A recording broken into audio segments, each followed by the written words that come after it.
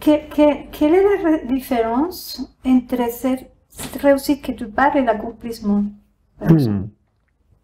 Alors je dirais que la réussite vue comme ça, hein, c'est celle qui va rechercher à compenser un manque intérieur, elle est toujours projetée dans le futur.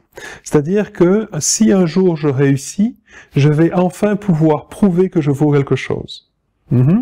Si, par exemple, j'arrive à aider assez de monde dans le monde, assez de gens dans le monde, je vais pouvoir prouver que je suis utile à quelque chose.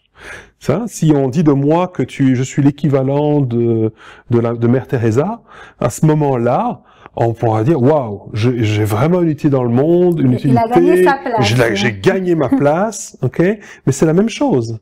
Dans le domaine de la relation d'aide, c'est le domaine dans lequel il y a le plus de burn-out, parce que les gens se brûlent à aller chercher cette reconnaissance qu'ils n'atteignent jamais. Elle est toujours plus tard.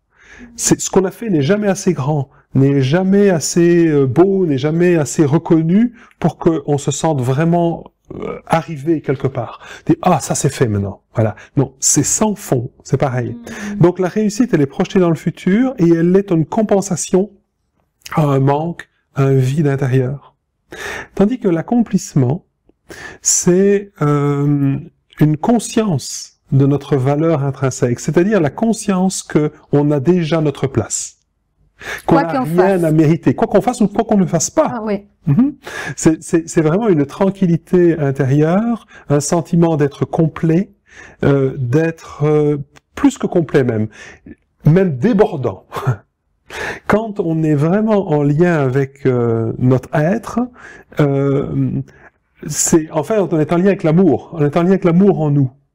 Je parle pas de l'amour romantique, je parle de vraiment l'amour comme quelque chose de généreux, de joyeux, qui se satisfait entièrement de ce qui est en train de se vivre déjà, avant même de commencer.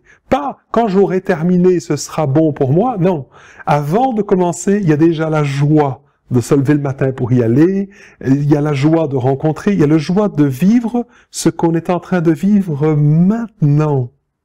Voilà. C'est plaisant, par exemple, d'être entre nous maintenant. Ça, c'est notre raison d'être profonde. C'est d'être là. D'être qui on est. Ce que l'on fait, ça, l'interview, c'est notre raison d'être secondaire. Ce que ça va éventuellement produire, donner, c'est secondaire. Ce qui est primordial, c'est le fait qu'on soit là, tous les deux. C'est qui on est. Okay? Et ça amène de la qualité dans l'instant présent. Ça amène de la joie, il n'y a pas d'effort. Okay? Et si je peux dire ça, c'est parce que je connais les deux. Hein? C'est-à-dire, il y a des moments de ma vie où je sens que je suis complètement aligné avec ma raison d'être profonde et tout est simple, tout est fluide, tout vient à moi. Je fais aucun effort, tout est agréable, ça me remplit de joie, j'ai envie de pleurer tellement je suis heureux. Et il y a d'autres moments où pour une raison ou pour une autre, il est arrivé quelque chose, j'ai été insécurisé, ça m'a ramené dans mes blessures et je suis déconnecté de qui je suis profondément, et à ce moment-là, le doute vient, la peur, le besoin de compenser. Et c'est là que je vais commencer à essayer de faire plus, à essayer de me battre, à essayer d'obtenir, à essayer de maîtriser, de contrôler.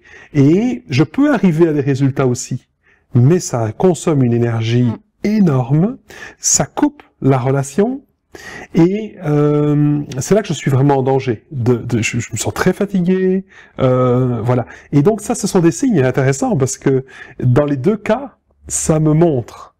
Ok, quand je suis dans la joie, dans l'ouverture, dans l'abondance, dans le sentiment d'abondance intérieure, à ce moment-là, je dois être non pas en train de faire ce qui est juste, mais d'être à la bonne place. Et ce que je fais découle de ça.